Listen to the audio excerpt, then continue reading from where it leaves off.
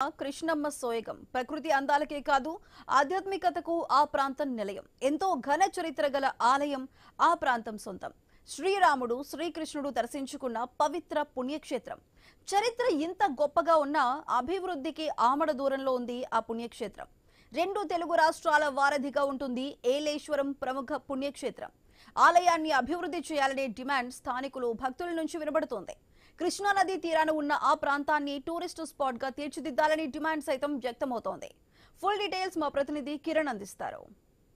హైదరాబాద్ దగ్గరలో ఉన్నటువంటి నల్గొండ జిల్లాలో పరిశ్రమలకే కాదు ప్రకృతి అందాలకు కూడా ఈ ప్రాంతం నిలయం అని చెప్పొచ్చు. ముఖ్యంగా ఇక్కడ ప్రకృతి అందాలతో పాటు ప్రసిద్ధి చెందినటువంటి ఆలయాలు కూడా ఉన్నాయి. మనం రాష్ట్రంలోనే అతిపెద్ద ఆలయమైన అత్యంత పవిత్రమైన పుణ్యక్షేత్రమైనటువంటి ఏలేశ్వరం ప్రాంతం సంబంధించినటువంటి ప్రాంతంలో ఉన్నాం. మనం చూసుకోవచ్చు, అక్కడ దూరంగా చూసుకోవచ్చు ఒక దీవి లాంటి ఒక కొండను చూస్తూ ఉన్నాం. ఆ కొండనే ఏలేశ్వరం టెంపుల్ అని చెప్పొచ్చు. ఆ టెంపుల్ దగ్గరికి వెళ్ళాలంటే ఎంతో సాహసోపేతమైనటువంటి ప్రయాణం చేయాలి. జల ప్రయాణం చేయాల్సి ఉంటుంది. 1600 మెట్లు ఎక్కాల్సి ఉంటుంది. కిలోమీటర్ల మేర ప్రయాణం అయితే చేయాల్సి ఉంటుంది. కానీ ఇంత సాహసం చేసి అక్కడికి వెళ్ళాలంటే అందరికీ భక్తులకు వెళ్ళరాని పరిస్థితి అయితే ఉందని చెప్పొచ్చు. కానీ ఇక్కడ ఉన్నటువంటి ఈ జిల్లాకు సంబంధించినటువంటి ప్రజలు కావచ్చు, ఇక్కడ స్థానికంగా ఉన్నటువంటి ప్రజలు కావచ్చు, ఈ ప్రాంతాన్ని మనం చూసుకోవచ్చు. నాగార్స బ్యాక్ వాటర్ సంబంధించిన ప్రకృతి అందాలను మొత్తం కూడా మనం చూస్తూ ఉన్నాం. ఈ ప్రకృతి అందాల మధ్య ఒక కొండ ఉంటుంది. ఆ కొండ ప్రాంతం సంబంధించిన ప్రసిద్ధమైనటువంటి ఏలేశ్వరం సంబంధించిన కొండను కూడా మనం చూస్తూ ఉన్నాం. ఎంత చూడ్డానికే రెండు కళ్ళు చాలని పరిస్థితి అయితే ఉందని చెప్పొచ్చు. అక్కడ కనుక ఏలేశ్వరం శివుని దర్శించుకుంటే కోరిన కోరికలు తీరడంతో పాటు చేసిన పాపాలు తొలగుతాయని కూడా ఎన్నో ఏళ్ల నుంచి ఉన్నటువంటి చరిత్ర అని చెప్పొచ్చు.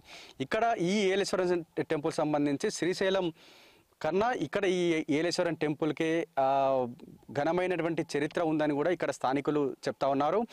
ఇక్కడ శ్రీకృష్ణుడు శ్రీరాముడు లాంటి దేవుళ్ళు కూడా ఇక్కడ ఏలేశ్వరం సంబంధించి శివుణ్ణి దర్శించుకున్నారని కూడా ఇక్కడ పురాణాలు కూడా చెప్తా ఉన్నాయి. కానీ ఇంత గొప్ప చరిత్ర ఉన్నటువంటి ఈ ప్రాంతాన్ని టూరిస్టు స్పాట్గా తీర్చిదిద్దాలని, అదేవిధంగా ఇక్కడ ఆలయాన్ని డెవలప్ చేయాలనేటువంటి డిమాండ్తో పాటు ఇక్కడ రవాణా వ్యవస్థ పటిష్టమైన చేయాలనేటువంటి డిమాండ్ కూడా ఇక్కడ వ్యక్తమవుతా ఉంది. ఇక్కడ కొంతమంది స్థానికులు కూడా ఉన్నారు.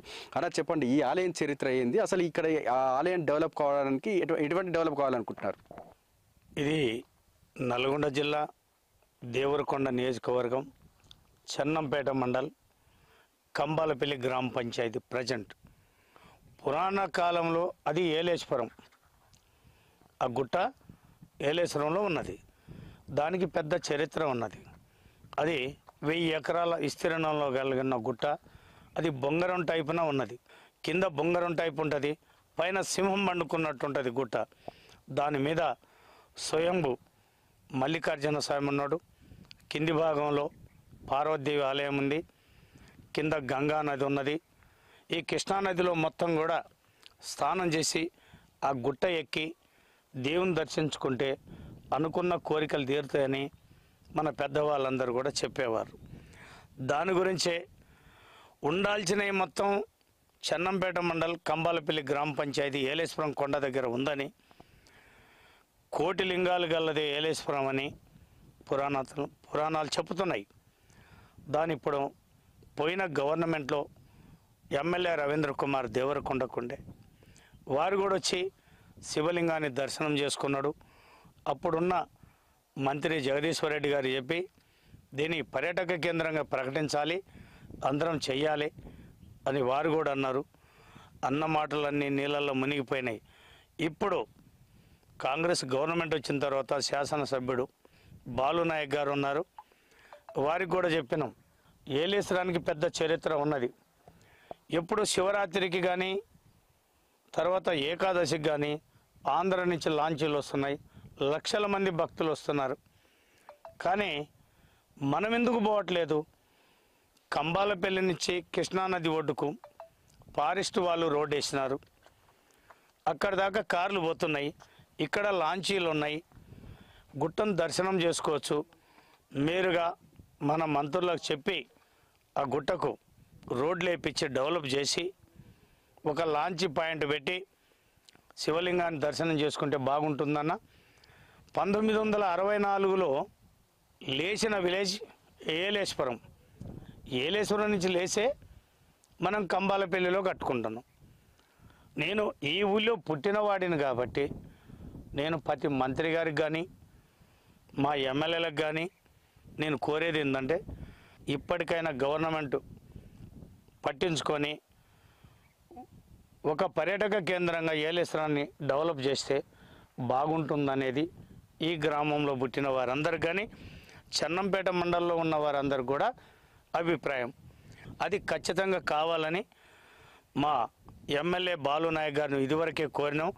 వారు కూడా టైం తీసుకొని దానికి సంబంధించిన మంత్రిని తీసుకొచ్చి ఏలేశ్వరం పోవాలనే ఆలోచనలో మా ఎమ్మెల్యే గారు కూడా ఉన్నారు. మేము ఇంక అంతకంటే ఈ దేవత గురించి చెప్పటమే ఉంది.